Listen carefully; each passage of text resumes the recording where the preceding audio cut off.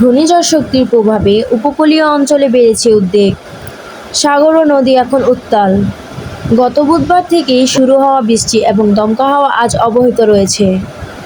বিশেষ করে কুয়াকাটা বঙ্গোপসাগরের উত্তাল ঢেউ এবং বাতাসের চাপ পরিস্থিতিকে আরও বেশি জটিল করে তুলেছে। বাংলাদেশ পানি উন্নয়ন বোর্ড জানিয়েছে, লঘুচাপের কারণে উপকূলীয় নদীগুলোতে পানির বিপদসীমার কাছাকাছি চলে এসেছে। এতে ভাঙন কবলিত এলাকার বাসিন্দাদের মধ্যে ব্যাপক উদ্বেগ দেখা দিয়েছে।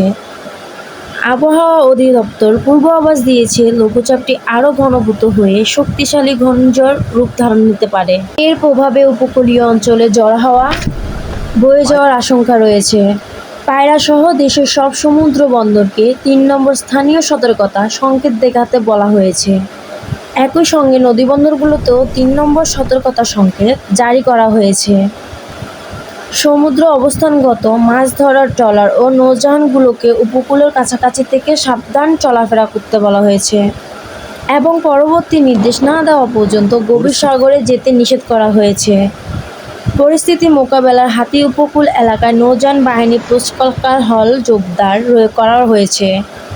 উপজেলা প্রশাসন জানিয়েছে, সম্ভাব্য দুর্যোগ মোকাবেলায় সব ধরনের প্রস্তুতি নেওয়া হয়েছে এবং স্থানীয় জনগণকে সচেতন থাকতে বলা হয়েছে। News Bangladesh Times.